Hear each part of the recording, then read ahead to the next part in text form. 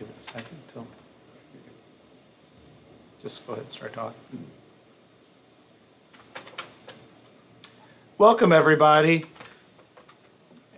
I'm Dale Sweet. I'm an attorney here in the state of Missouri, and I'm sitting here and coming at you from beautiful, fashionable St. Louis City. And as many of you may know, St. Louis City is an independent city. We are not in any particular county. However, tonight's presentation is going to be talking about buying property, losing property, having a lien on property in most Missouri counties. So where I'm sitting right now has absolutely nothing to do with what we're talking about tonight. So I'm coming at you live from the Sweet Law Office in beautiful, fashionable, and sunny South St. Louis. We're here to talk about tax sales in most Missouri counties tonight. And this is not legal advice. It's dissemination of public information. What I'm going to talk about here tonight does not necessarily fit your or anyone else's particular situation. Every property and every situation is always going to be unique.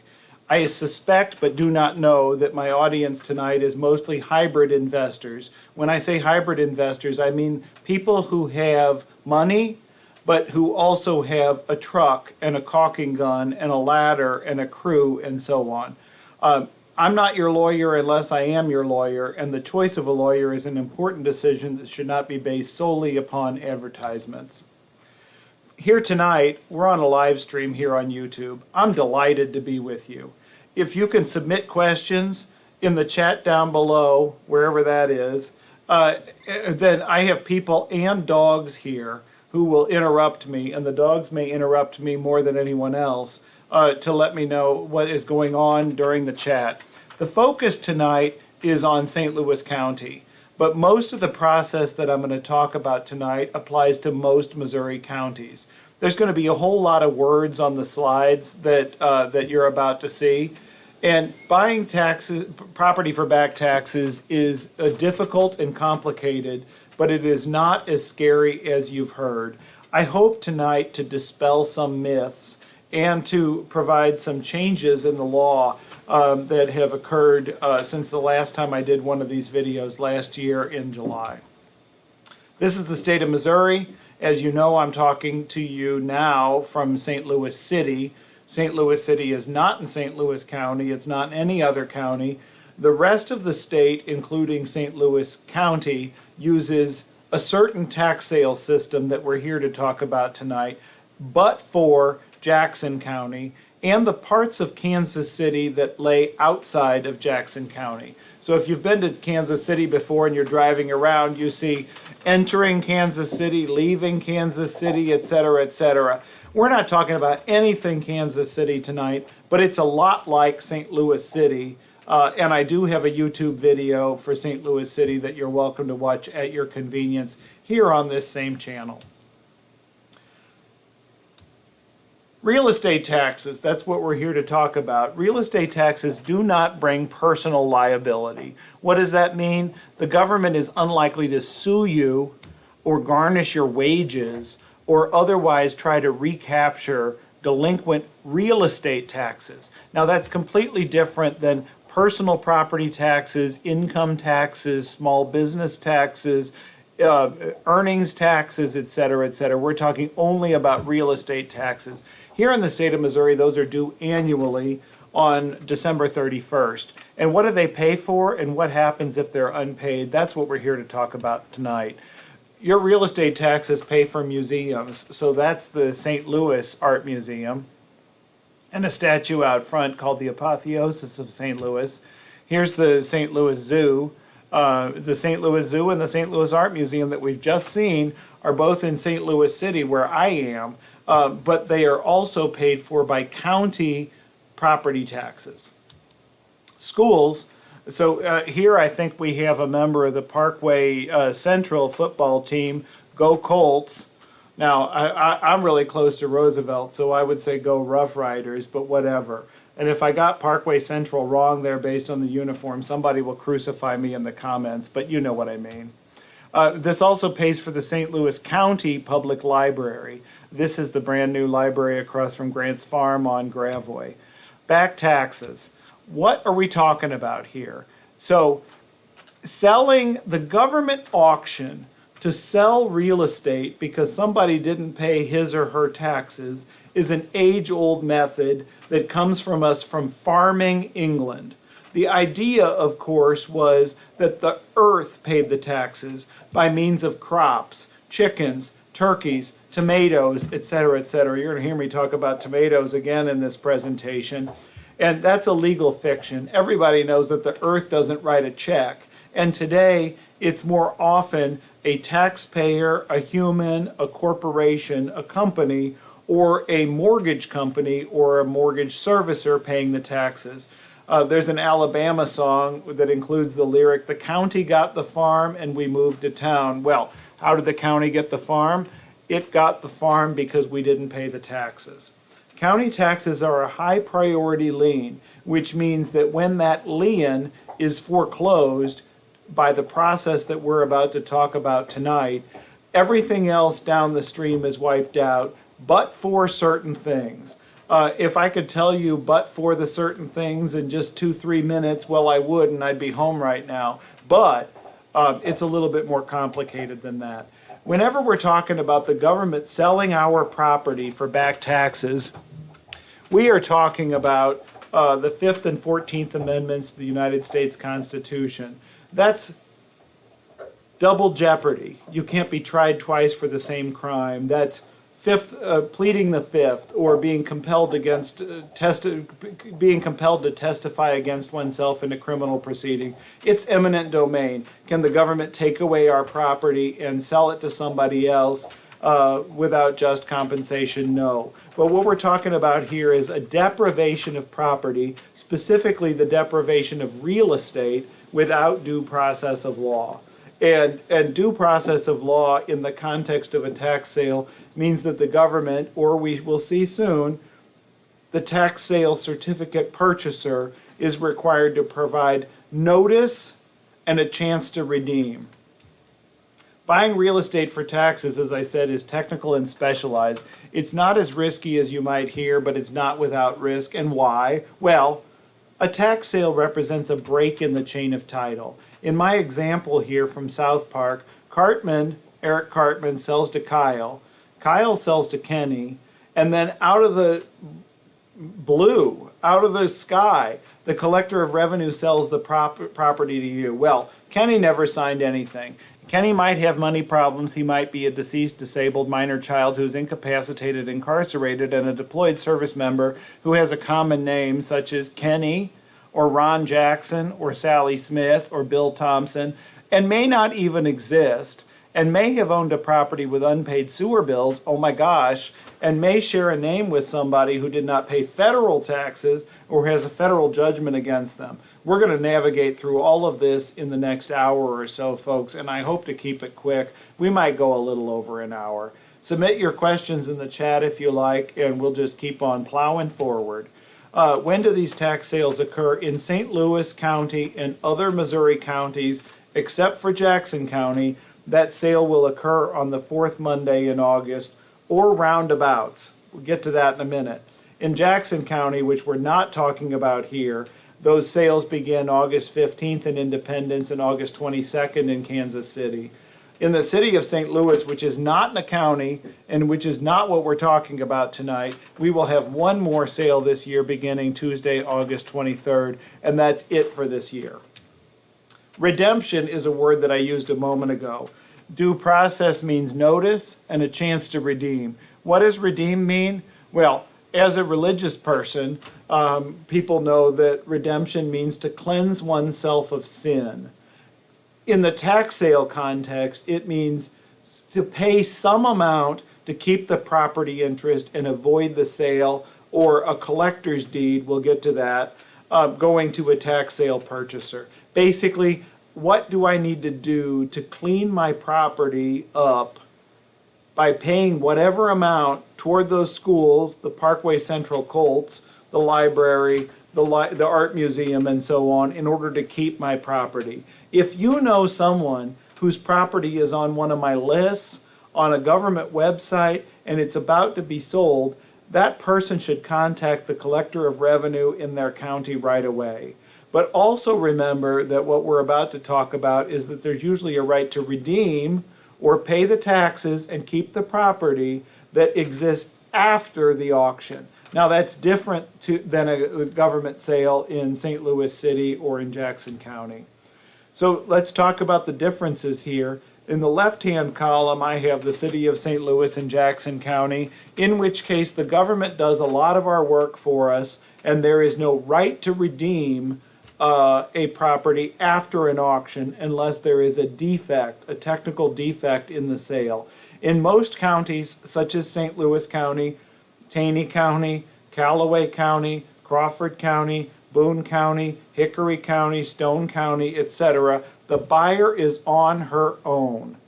It's an administrative system rather than anything overseen by a judge. Instead of getting a sheriff's deed or a deed from a court administrator, the buyer eventually, if they're lucky, ends up getting a deed from the collector. There's only one sale per year. We're doing this in July because there's a sale in August, and that's all there is. We're operating under the Jones-Munger Act, which is contained in Chapter 140 of the Revised Statutes of the State of Missouri.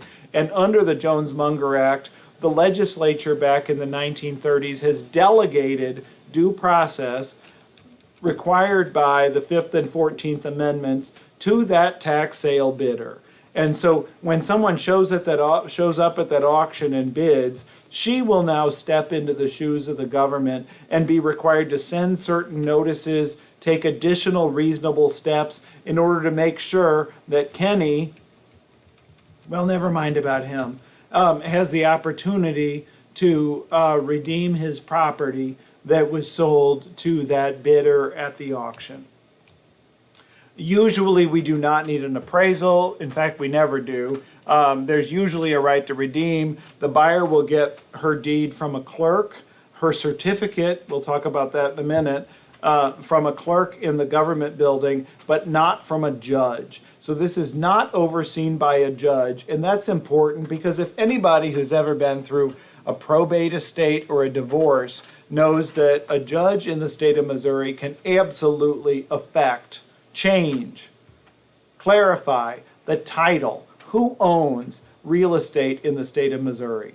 Therefore, because this is an administrative system not overseen by a judge, the tax sale purchaser will usually need to file a separate quiet title lawsuit, we'll get to that, or perform other remedial efforts in order to shore up or clarify her collector's deed.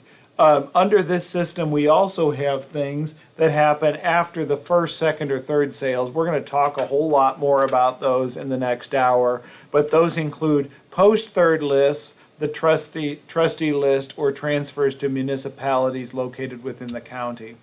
What kinds of properties are we talking about?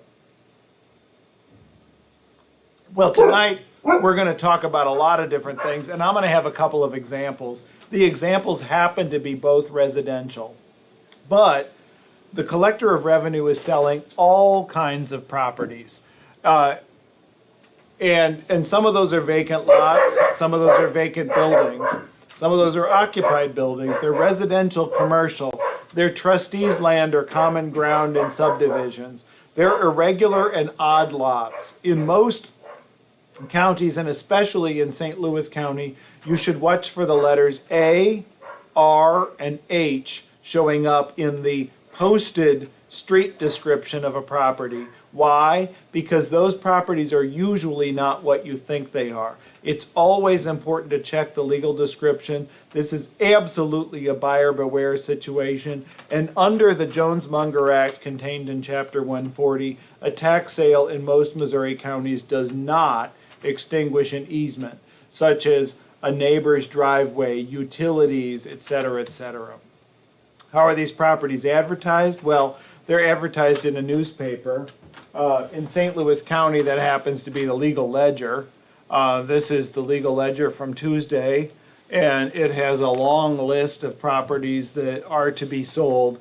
In every other Missouri county, there will be some sort of published notice of a tax sale. And if you want to know in what newspaper that appears, you'll want to contact the county collector of revenue in the relevant county. They often, but not always, post the things on their websites also. So for St. Louis County, for instance, the list that we're talking about here tonight is on St. Louis County's website, but it isn't always. Now, I have a free email list. I'm not your attorney unless you hire me. This is not legal advice, and you are absolutely welcome to sign up for my email list. My email address is dale@MissouriTaxSales, plural, dale@MissouriTaxSales with an S at the end of it.com, and I will share that again at the end of the presentation. And I send out emails these days mostly for St. Louis County and St. Louis City. You should always be careful with the street address of the property that you're looking to buy, because frequently the street address is going to be or is absolutely misleading. This is an example of the kind of map that I send out to persons who choose to join my free email list. This happens to be the list geocoded to a map for St. Louis County's tax sale that begins around this time next month. And you can see there by the little pies what properties are to be sold in St. Louis County, which stretches all the way from Spanish Lake to Valley Park and so on. And you can also see where the highest concentrations, based on the big fat donuts, of properties that are tax delinquent for 3 or more years are located. How do you investigate these properties if you're interested in them? Well, most people these days start with Google Street View, but you cannot believe the image that you see on your screen.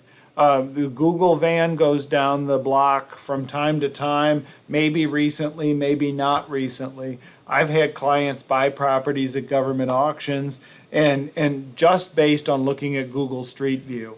And then they say, well, the property is torn down. All that's left is some trash bags and a few discarded tires. That's your bad.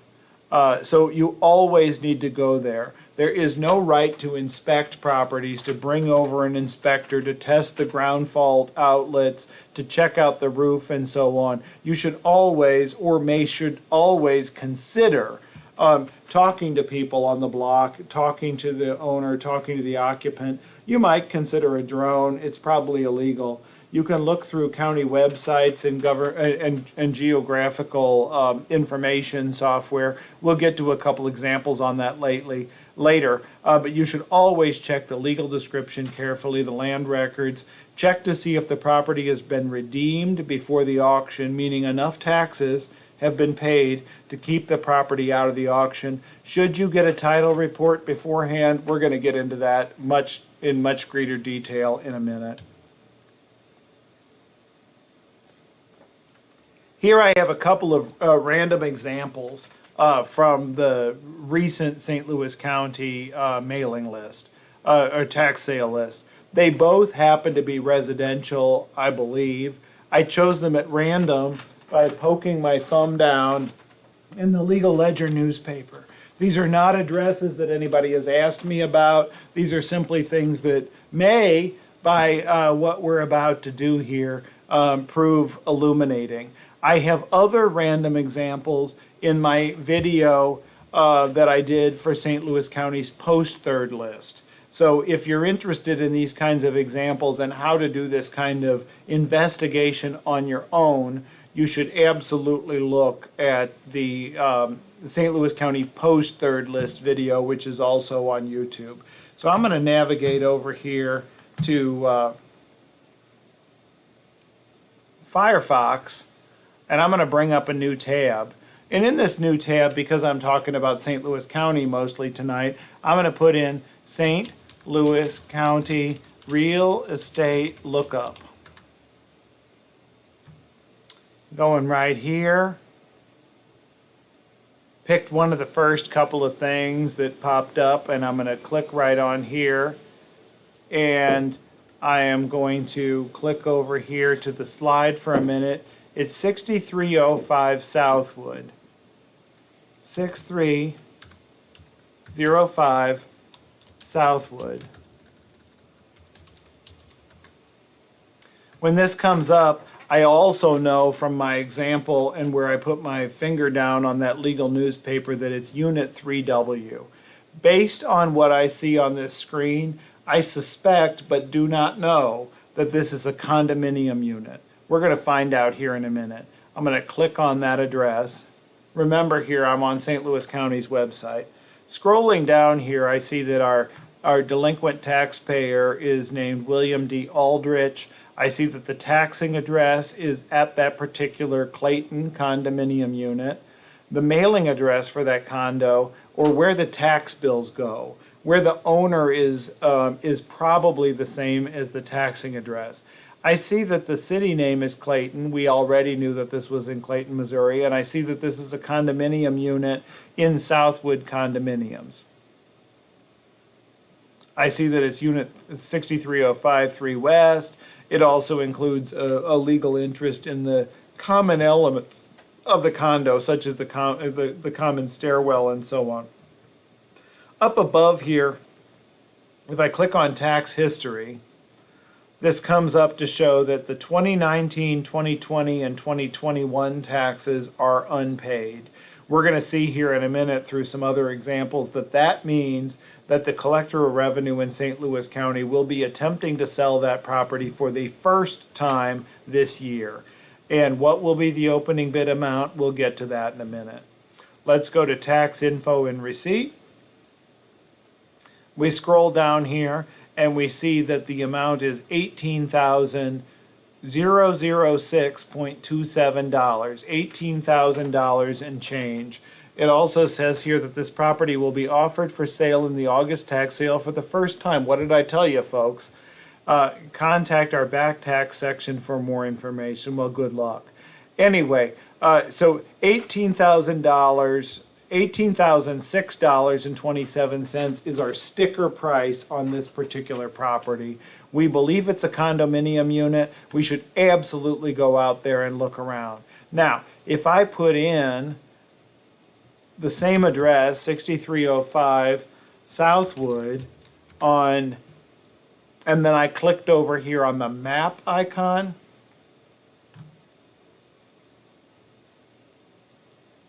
what will happen is that I'm looking at an overview from the county's website using geospatial information systems of where we're particularly talking about. And if I move over here, I see that this is Skinker, this is Forest Park, this is still the city of St. Louis for a short number of addresses. And when I move over here, we are now in the county. And our condo unit is located here somewhere in what appear to be 3 buildings in what I would assume to be the Southwood condominium complex.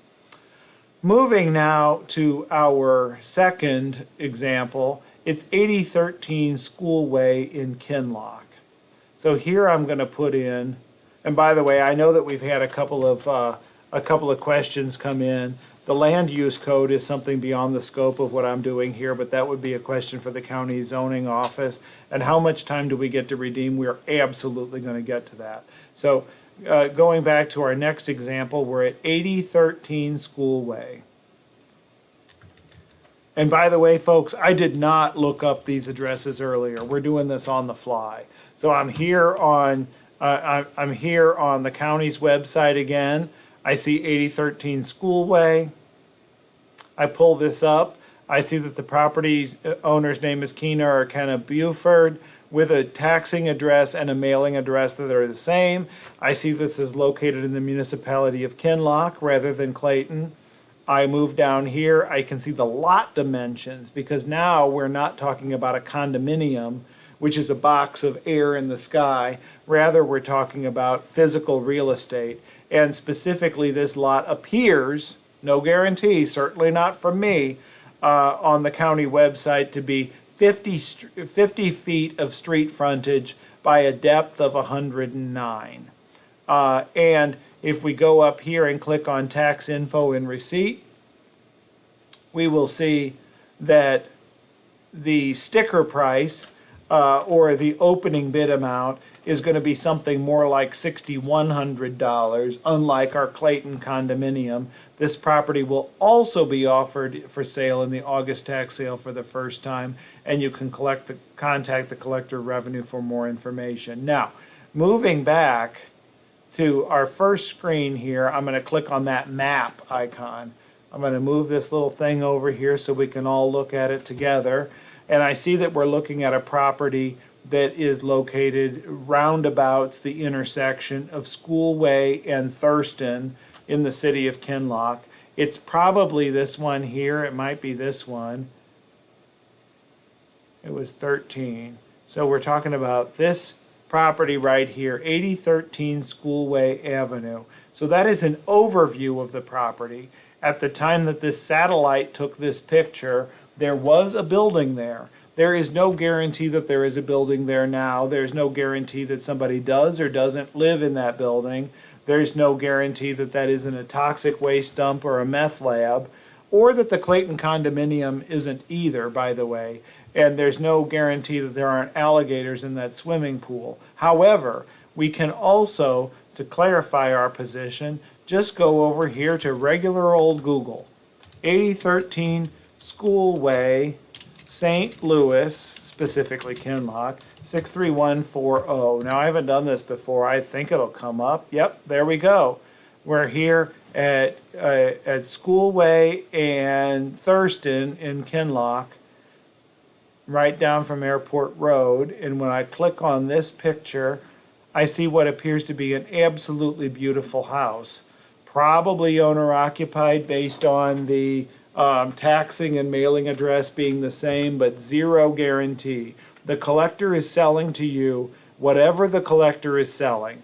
If you know the people who live at 8013 Schoolway, they should contact the county collector and try to arrange for redemption of that property at their earliest possible convenience. So I'm back to my random examples, and we're done with that. We're talking tonight about most Missouri counties and about the Jones-Munger Act, which is the way we do tax sales in an antiquated 1930s system with messy updates to the law over time. Under this system, you are usually buying a lien. Now, if you watch these videos on YouTube and so on, you will frequently see the question, oh, is Missouri a lien state or a deed state?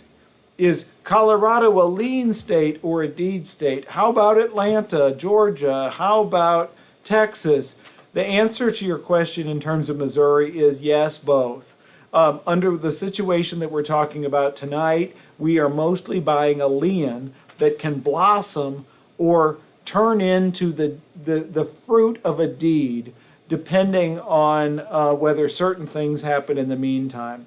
Unless it's a post-third sale, and I have a separate video on that, so go watch that if you're interested in the post-third list. What happens is the taxes go unpaid. The taxes only have to be unpaid and delinquent for a few days for the Collector of Revenue to start this process. So if the taxes are due on New Year's Eve 2021, on January 2nd, 2022, the Collector of Revenue may start this process, but usually does not. It varies by county. St. Louis County usually waits 3 years of back taxes before they begin the process. Then the collector offers the property, and when they say the property, they really mean a lien on the property. It's legal fiction, folks, and there's one sale a year under this system in most Missouri counties, and it's always going to happen around the fourth Monday in August. If somebody wants to keep her property out of the tax sale, such as that one on Schoolway in Kinloch, some taxes need to get paid before the morning of the sale. How much depends on the county, because collectors of revenue in Missouri counties have a great deal of discretion. Always remember, folks, this is a tax collection strategy. It is not a real estate marketing strategy. So if you're watching this video because you're tired of probate, you're tired of the MLS, the prices have gone so high, you send out postcards and so on, we're talking about a completely different animal here. What if you decide to bid? What should you do? Well, it depends on the county because those collectors have a lot of discretion. St. Louis County is unfortunately using sealed bids against this year. It will not be a public auction where people are raising their hands. And the reason that they're using for that this year is that the county council chambers, which is the usual auction venue, are being renovated to comply with the Americans with Disabilities Act. If you are choosing to bid in St. Louis County, you are going to want to look at the information and the forms on their website. If you choose to subscribe to my email list, I will email you a link to the website, but it is just as easy as typing it in. Let's just go ahead and do it right now. Back here to Google and my picture of the house in Kinloch, St. Louis County tax sale 2022. Real property tax sale. Here are the rules. New bidder registration form, first and second sale listings that we're talking about, third sale listings, and appointment of an agent for a non-resident, in addition to other earlier years' auction books. So the county has your back. All the information is there. They're a little picky when it comes to some things. For instance, they want you to fill out the form using a PDF rather than writing on it and so on. But the collector has a lot of discretion and they can say that. You will also have to fill out an affidavit, as you saw on that last screen, that says that you don't owe any taxes to the county. Can you owe taxes to the state of Missouri or the IRS or some other entity, maybe, not beyond the scope of what we're doing tonight? But you have to be a Missouri person or a Missouri corporation or company. What does that mean? Can I get off a plane from Florida or Alaska and bid in Clayton or Steelville or Potosi at a government auction? No. I will have to appoint a Missouri person who can be served with papers in the state of Missouri in order to represent me when I bid. And that person probably needs to bid also, but it's up to the collector. So someone from out of town who is interested in bidding on a property located in the state of Missouri at a government auction is probably going to want to form a limited liability company or other entity in Missouri and appoint a registered agent here. If you bid on a property and you win, you will need to pay the successful bid amount and the cost of recording the certificate of purchase. What's a certificate of purchase? That's your lien. That's your lien that shows up in the land records to indicate that you, the bidder, have got some sort of financial or budding, but not whole, ownership interest in the property as of the time of that auction. Speaking just a little bit more about St. Louis County's sealed bid process, it has gone all right the last 2 years. They started doing it this way due to COVID, to not have so many people in a small room. Most of your county collectors across Missouri are going to have these auctions on the courthouse steps, in a public lawn, at the courthouse square, at a government building, or otherwise, and most of them are going to be outside, outdoors. Not all of them. So St. Louis County's auction used to be in the county council chambers at the government building in Clayton. However, that room was not available for the last 2 years due to pandemic. It is not available this year due to renovations. Therefore, the county, St. Louis County, is going to handle the auction by sealed bids again. The dates, the times, all the instructions are on their website. I showed that to you just a minute ago. The general timeline you've already figured out from what I've been saying, but that is in St. Louis County, usually 3 years of taxes go unpaid. Now, they could start with only 1 year, 2 years, but they wait for 3. And so on the third year tax delinquency, the government has to start its process by putting ads in a legal newspaper, by sending out notices by mail, and so on. And they do that during the first 8 months of the year. leading up to the first sale in August 2021. What does a first sale mean?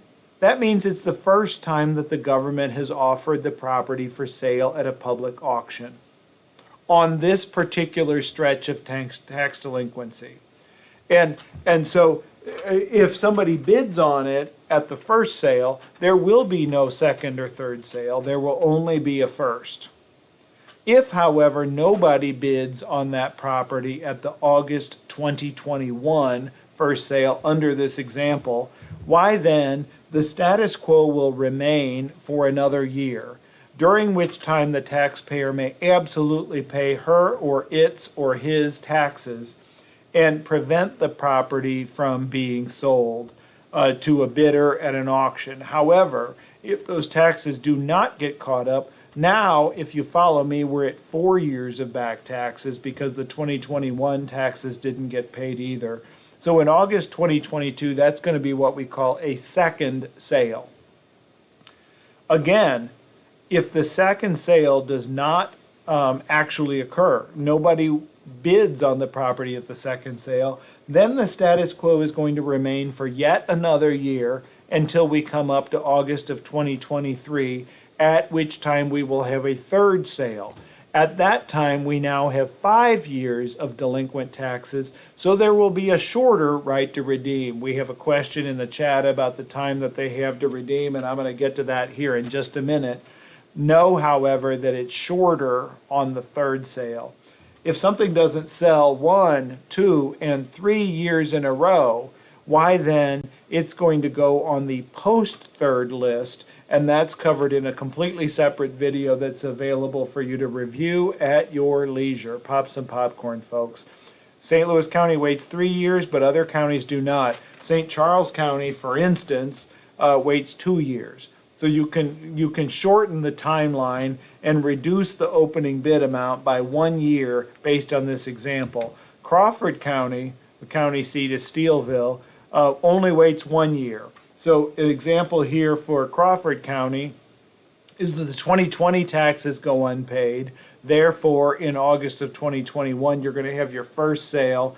August of 2022, you're going to have your second sale if nobody bought it the year before. In August of 2023, you'll have the third sale, and so on. In most Missouri counties, a right to redeem usually exists, but you need to always be aware that the rights to redeem can be extended, and there may be problems with a sale based on disability or incapacity, as those things are defined in Missouri law, and specifically in Chapter 140, and maybe in United States Bankruptcy Code. The buyer, as I mentioned before, will always handle the due process. What does that mean? You're going to order a title report. You're going to send out notices by regular and certified mail. Now, I do that for my clients who want to pay me to do that, but it's also something that you can do yourself if you care to. You'll have to monitor the returned mail, and if certain combinations of returned mail come back with yellow stickers and so on, you may have to perform additional reasonable steps to attempt to provide notice of the tax sale and the right to redeem to the taxpayer, to the taxpayer's heirs, the taxpayer's lien holders and creditors, etc. Because the tax sale occurs in August, you will have to pay an additional year's taxes in December of the tax sale year in order to obtain a collector's deed the following year, maybe. You can also pay those taxes later, but you'll be paying penalties and interest. We'll get to that. Under the system that we use in Chapter 140, the buyer will get a collector's deed. A collector's deed does not provide good and marketable title, and therefore a quiet title suit is almost necessary in order to shore up the kind of quality of title that a bidder gets when she obtains her collector's deed. There are never any guarantees. We have a good question right now on St. Louis County's process, and specifically the question is, how does this sealed bid business work? Well, the sealed bid business works the way it says on the website. You fill out the forms, you send the stuff in, You drop the stuff off, et cetera, et cetera. You fill out a form that says, I will bid $10,000 for the property on Schoolway in Kinloch, and you include a $10,000 check for your bid amount and an additional $30 check to record your certificate of purchase. So you're going to have 2 checks in there along with your completed bidder form. If you choose to bid on multiple properties, then you have to have enough resources, which means money in the bank, in order to cover all of those checks. If you don't, something's going to bounce, or something will likely bounce. So if you submit that $10,000 check and somebody else, such as me or somebody else, the neighbor, et cetera, chooses to send in a $12,000 check or a $12 million check for the house in Kinloch, then you will get your check back. But you do need to have enough money to cover the checks that you use to submit in the sealed bid. And this is a problem with a sealed bid auction, folks. The reality is that if you went to a car auction and you lost your bid on the Buick, you got your bid on the Corvette, then you would only have to pay for the Corvette, right? And if you had $5,000 and the Corvette went for $4,000, you wouldn't also have to write a check to pay for the Buick. But that's not what we're dealing with in a sealed bid system. In a sealed bid system, you have to have all these checks included, and they need to all clear. Moving on along from that question, now we're going to get to the various timelines to redeem. We have a first and second offering sale. Those are functionally the same under the law, but obviously the price is different, because if you bought it at the first sale last year where no one bought it, and it is a lien, if you bought it on the second offering, then the taxes have gone up by an additional year. There is at least a 12-month or 1-year right to redeem on a first or second offering sale. The tax sale purchaser or circumstances can stretch that 12-month right to redeem into 18 months if you choose to. On a third sale, there is at least a 90-day right to redeem. So remember, folks, by the time we get to the third sale, the taxes are super delinquent. Therefore, the right to redeem has shortened to 90 days from at least a year. And the reality is that it's 90 to 135 days because you have to do something within 45 days, and we're going to get to that. Then there's the post-third list, trustee sales, and so on, which are covered in a separate video that I already have up on YouTube. On a first and second offering, as I said, you're buying a tax lien. You're a hybrid investor, so maybe you'll get the real estate later. The certificate of purchase is the recorded lien.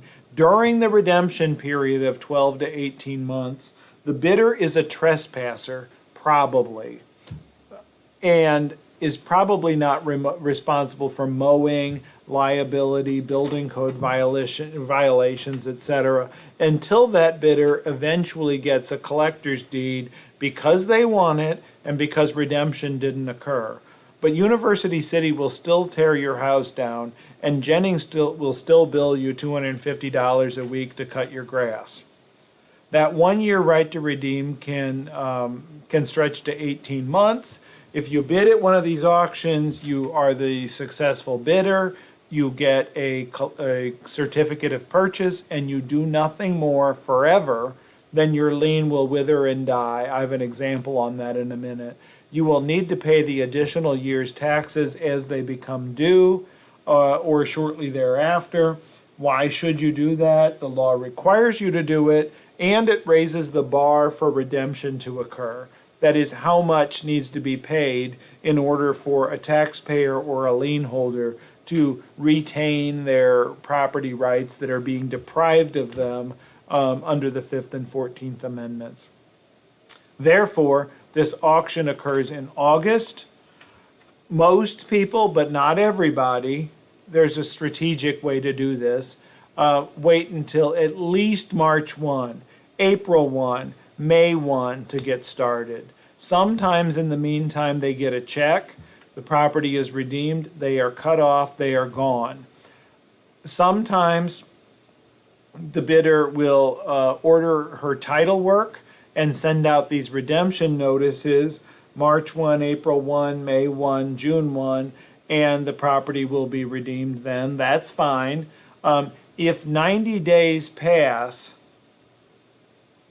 or 1 year, whichever is longer, from the time period when the redemption notices were dispatched, then presumably the tax sale purchaser or bidder will be eligible for a collector's deed. Now, if redemption happened to occur, then the lien holder or the taxpayer or the granddaughter or the nephew would need to pay everything that was paid by the tax sale purchaser, plus 10% interest on the opening bid, 8% on the additional taxes, and 0% on the overbid or surplus. So, for an example here, and I probably should have a slide for this, if the opening bid amount was $1,000, the additional year's taxes were $100, the tax sale purchaser pays $1 million to the collector for the tax lien. Why then, if redemption occurred, the taxpayer or the lender or the granddaughter would need to pay $1,000 plus 10% interest, because that was the opening bid amount. $1,000 because that was the additional year's taxes paid by the bidder, plus 8%, but the tax sale purchaser or bidder would get back the rest of the $1 million with no interest. The collector calculates all of this for us, and redemption happens through the collector. What does that mean? You don't go around and knock on doors and tell people you have a lien on their property, unless you strategically decide you want to do that. If somebody wants to pay off the lien, redeem the property, they actually go to the county collector in Potosi or wherever. They do not go to the tax sale purchaser. You totally don't have to talk to the taxpayer as an investor bidding at one of these auctions, but you may. As I mentioned earlier, and I know I did it kind of fast, the buyer will not be eligible for a collector's deed until these notices have gone out, certain additional reasonable steps have occurred under certain situations. At least 90 days have passed from the date that the redemption notices went out, or at least a year has passed, and at least a year has passed since the first or second offering tax sale. Right here, folks, first or second offering. When you are a successful bidder at a first or second offering and you do everything on the previous slide correctly, you will be eligible for a deed. You will have to fill out an affidavit to the collector. Your attorney can help you with this. It will outline the constitutional due process efforts of the buyer, and specifically the buyer or bidder or purchaser or lien holder's efforts under Section 14405 of Missouri state law. Missouri state law requires you to send out notices by regular mail and certified mail. But if certain combinations of the mail come back undeliverable, you probably need to do something else also. Maybe you need to, even if certain combinations of the mail come back. And so the affidavit presented to the collector will be the trigger. That is the demand. That is the reason why the collector would give you a collector's deed. Nothing happens after that auction automatically. Remember, folks, this is a tax collection strategy. It is not a real estate marketing strategy. When you demand your collector's deed by providing an affidavit to the collector, you will have to pay the previous year or year's taxes if you haven't done so yet, and the collector is going to want an additional $30, $40, $50, whatever dollars in order to pay the recording fee for the collector's deed. At that point, you will soon, or do, depending on the county, have a collector's deed. That means you own the property. but that's never enough for insurable title. So if you want to borrow against the property or sell it to someone who wants a title company closing and needs a loan to pay your purchase price, you will need to do something more. Now, that something more is probably going to look like suing, hiring an attorney to file a lawsuit to quiet title. We'll get to that. Or to collect deeds and releases from creditors, lien holders, and taxpayers in the particular situation. Moving on now to third offering sales. Remember, folks, on a first or second, there's a 1 year to 18-month right to redeem. But on a third offering sale, the collector has offered the property for sale 2 prior Augustuses, but nobody bought it.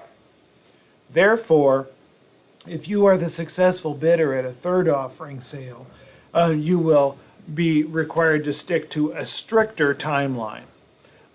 Because based on the tax delinquency, there is a shortened right to redeem. During the next 45 days after that auction, regardless of when you hear that you have won, ding, ding, ding, St. Louis County sealed bid process, you must order a title report and send out your redemption notices within 45 days of that auction, or you lose. Your redemption notices will indicate a 90-day right to redeem from the notice date. What does that mean? The right to redeem is 90 to 135 days, because 90 plus 45 is 135. You will mail out these redemption notices and then post the property or engage in whatever additional reasonable steps are required under the Constitution and Section 14405. If redemption does occur, why, you get your money back based on that same little description here that we were talking about. 10% on the opening bid, 8% on the additional taxes you paid on New Year's Eve, etc., etc.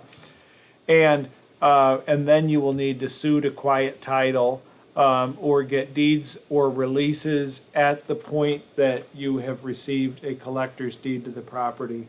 I usually at this point have a question about possession or eviction or who's allowed to be there, but we'll get to that if we have that question or when we get to it. How do you get your collector's deed? You do everything just right. You follow the timeline, you follow the rules. You do not need to be an attorney to do those things. You simply follow the law.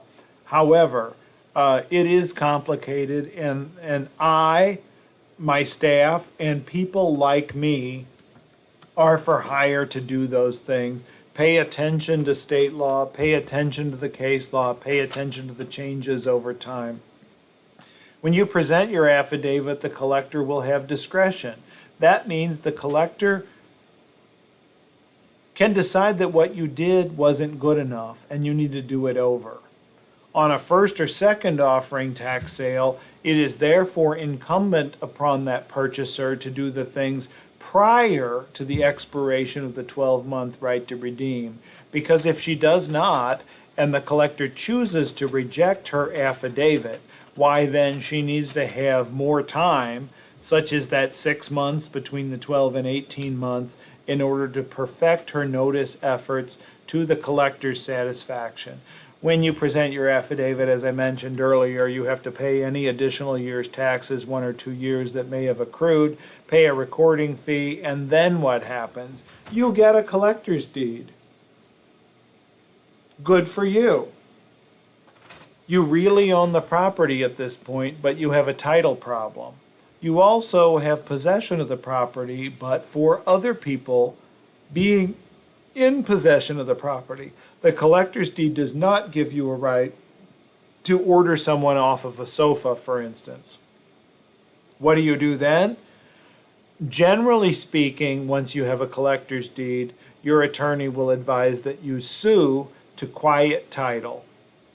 A quiet title is a lawsuit that has one person with an interest in the property on one side and everybody else with an interest in property on the other side.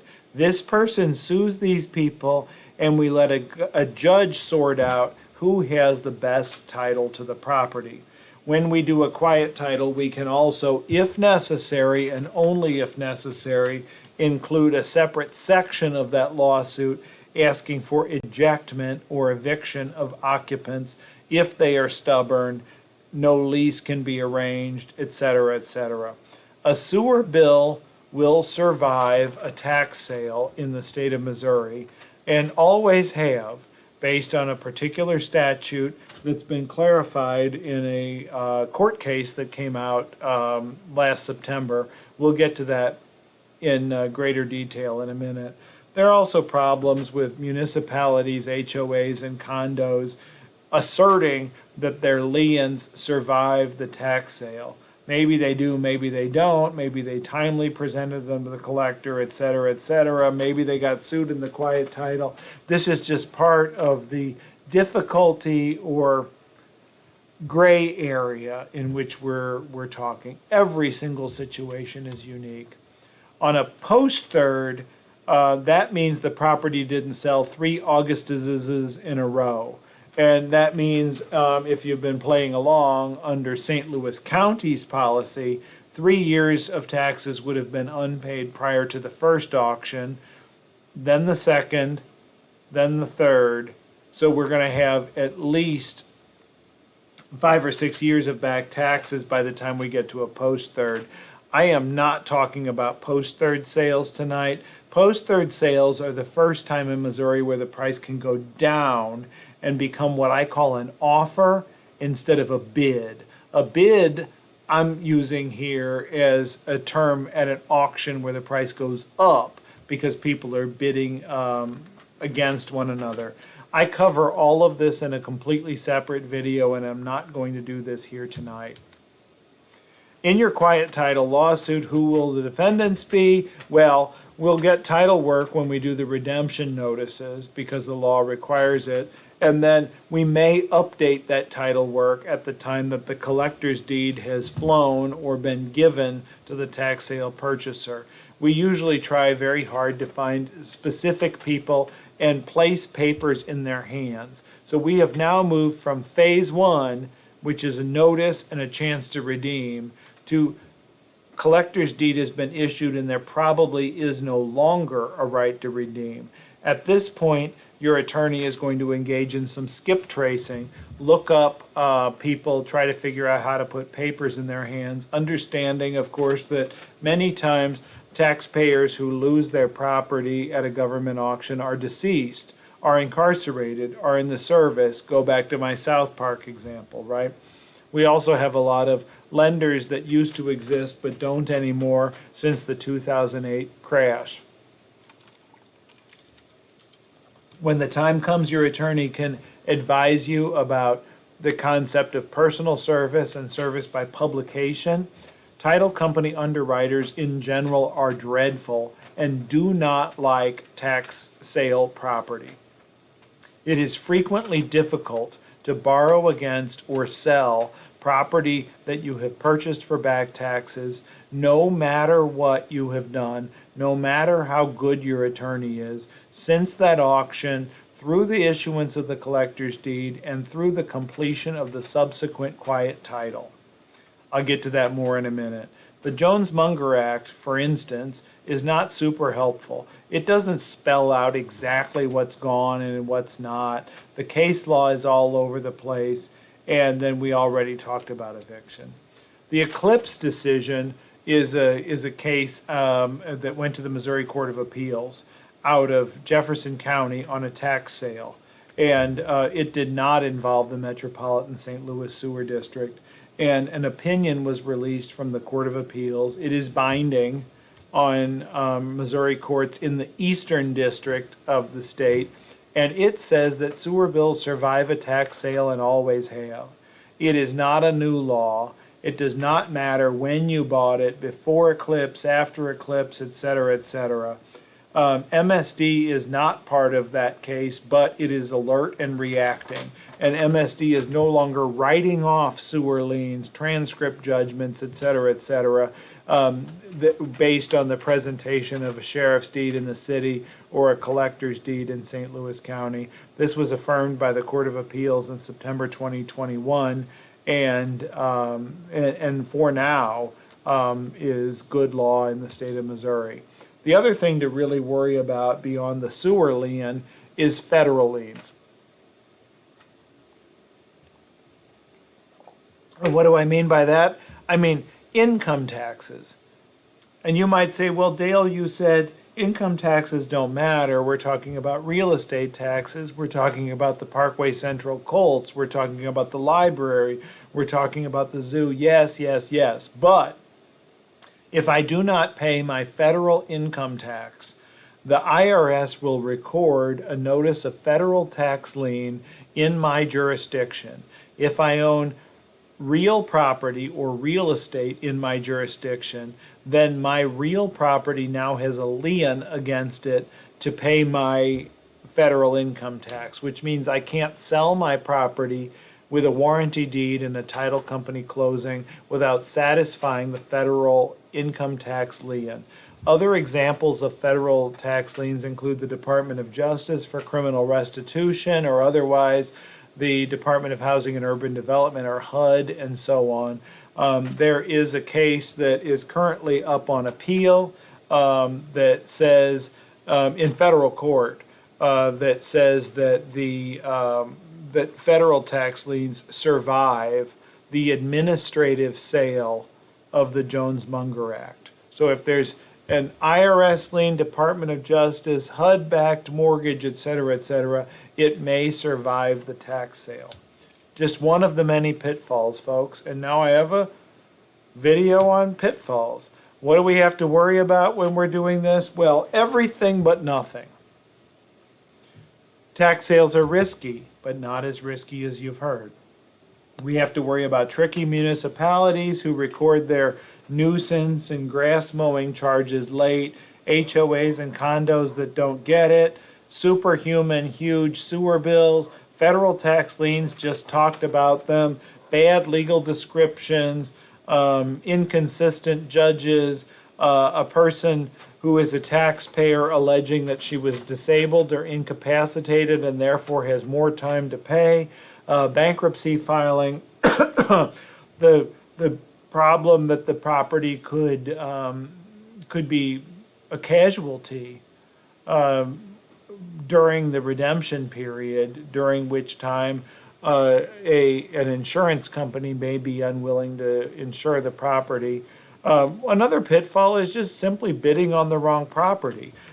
Bidding on some little triangle, watch my post-third video, that you didn't really want. An odd lot, a half lot, the A, R, and H designations that I mentioned in a street address from St. Louis County earlier. We may have to worry about those occupants. Many times I've had clients who have bought property for back taxes, and the occupant or tenant is an absolutely wonderful person.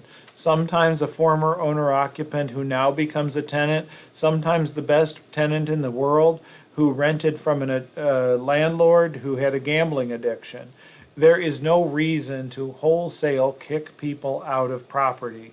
However, one of the pitfalls here is that you have to deal with occupant relations if there is an occupant. Your attorney can instruct you on that. You also inherit code problems and demolitions. If University City, those horrible people that they are, choose to tear down your lien holder interest during the redemption period, they can also stick on as a special tax bill the cost of the demolition. It's unbelievable. And I talked earlier about easements. The trouble with easements, of course, is that under most circumstances they survive a Jones-Munger Act or most Missouri counties' tax sale. What kind of title issues does a bidder have when she emerges from this process? Well, your attorney can get you good title in most cases with a quiet title lawsuit or other curative measures.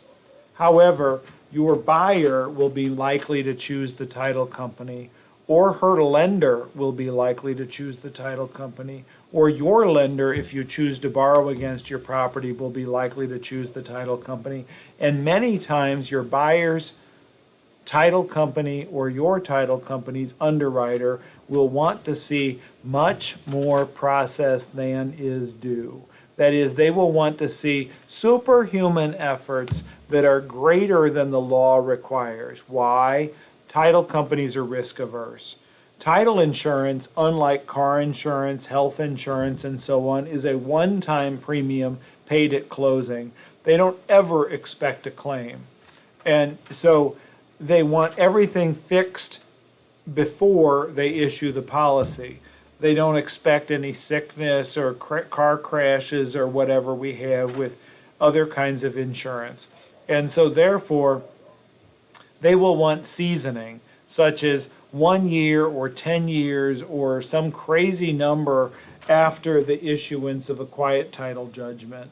They think they can write their own laws. And frankly, folks, the effect that these underwriting standards have on our underserved communities amounts to systemic racism. These companies do not necessarily intend to be racist. However, their actions and their underwriting standards create a disproportionate effect that hurts Wellston, Pagedale, Pine Lawn, Kinloch, other underserved and underinvested municipalities and areas in St. Louis County, Castle Point, Glasgow Village, and so on. These people are not necessarily bad people. Their actions have a terrible, terrible, terrible effect. They need to be held to account for it. I have a couple of examples that I can just sort of talk about extemporaneously. I had somebody in St. Louis County one time who bought a toxic waste dump.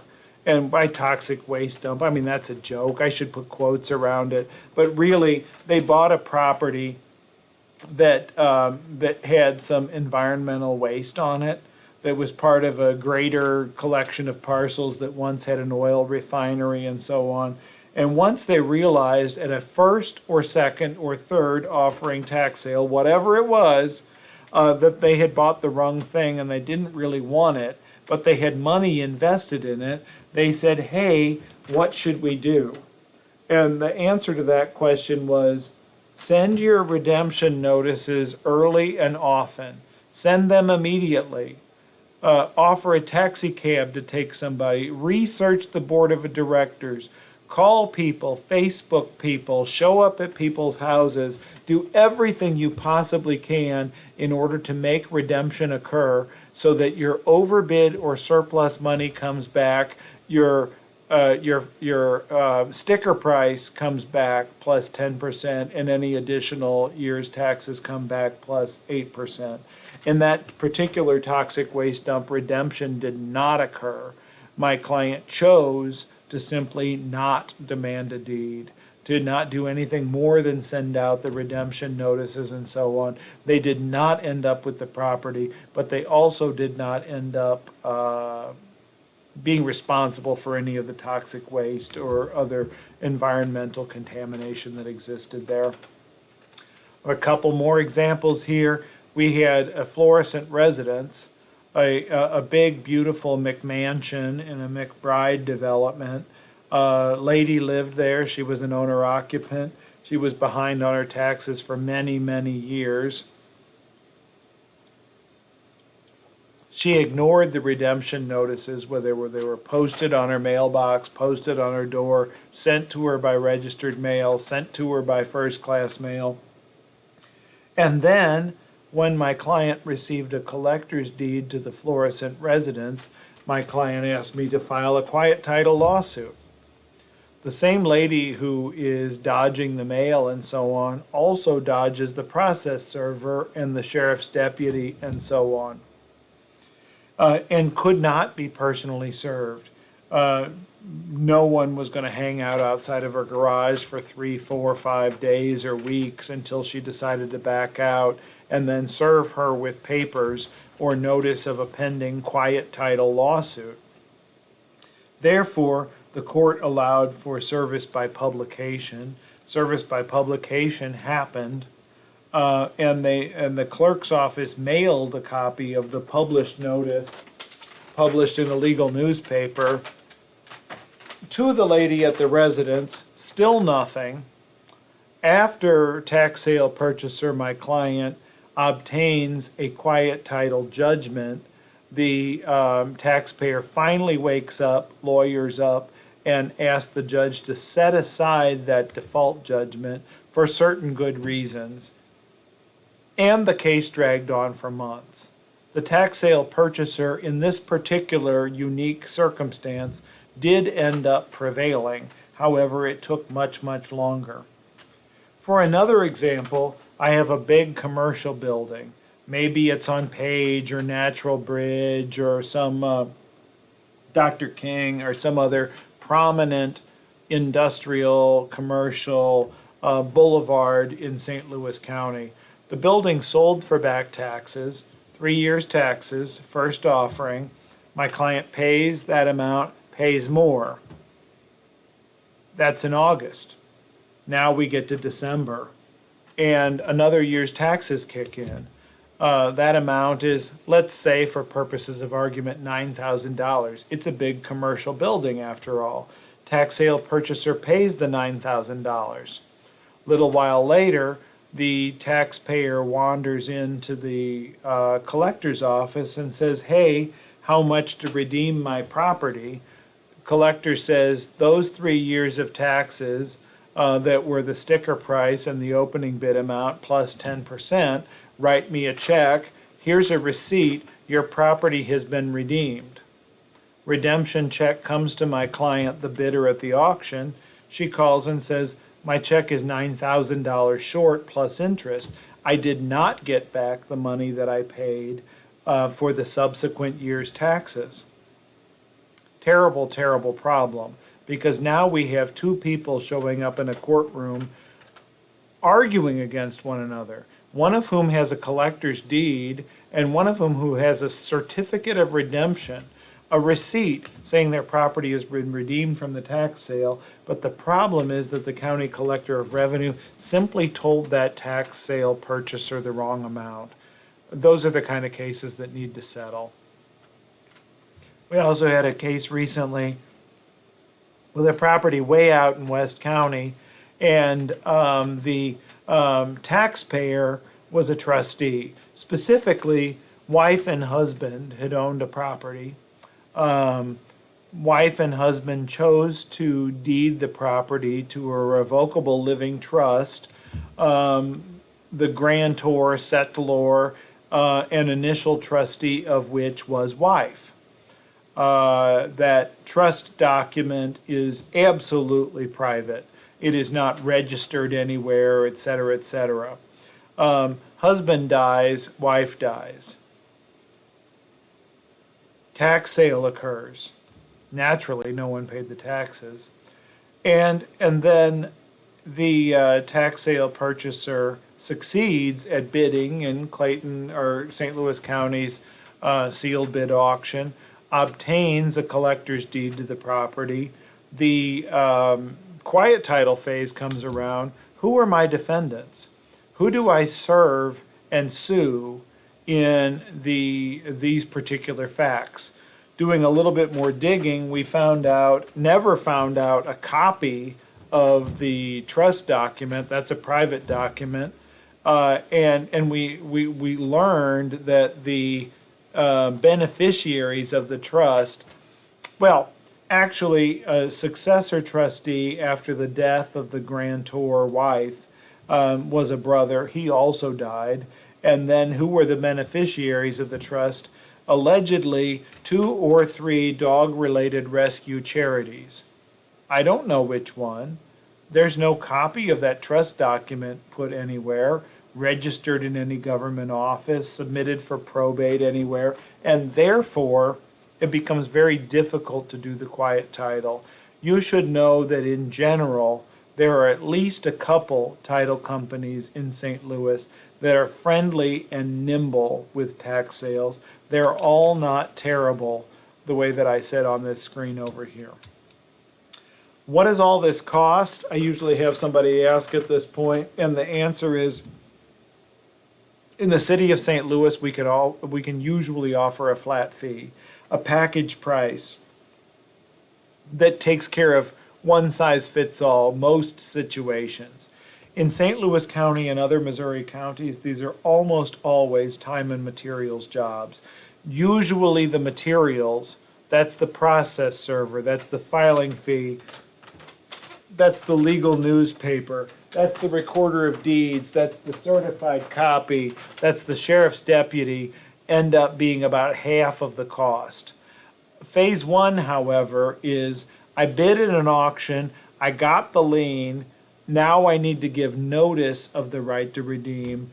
That's going to be a situation where the cost of the title report, the cost of the stamps, postage, maybe the cost of additional efforts to post the property or otherwise notify the taxpayer or a lien holder or heir may be reimbursable should redemption occur. In phase two, the quiet title, the cost of those expenses goes up much greater because we're talking about all the categories that I described a moment ago. When do you need help if you choose to buy at one of these auctions in a Missouri county other than the city of St. Louis or Jackson County, Kansas City area? You need help right away if what you buy is a third offering tax sale. So if you go to this auction, submit a sealed bid, show up in St. Charles, show up in Potosi, and you win a third sale, you need help right away. If, however, you buy a first or second offering lien at a tax sale in most Missouri counties, you will need help in the spring, but you should pay the taxes in the winter, and you only need help in the spring if redemption has not occurred. The quiet title or eviction or ejectment phases of the process can happen later on or never or immediately, depending on your preference. For instance, one time I had a lady. She bought the vacant lot next door to her house. She bought it because she wanted to have more room for her grandkids, her tomato plants, her swing set, her pool installation, whatever it was. And she told me that the taxpayers and record title owners had been dead for many years. She told me that she had been mowing the property and maintaining it for many years. And she was the successful bidder and redemption did not occur. Then she called me and said, "Dale, I need you to start on this quiet title lawsuit immediately." And I said, "For the love of God, why?" And I said that because there was no big hurry. It's not like we needed to put somebody out or anybody thought somebody was coming over there. We did eventually, within a short amount of time, proceed with that quiet title lawsuit to shore up her collector's deed and give her better marketable title. But we didn't need to do anything immediately under those circumstances.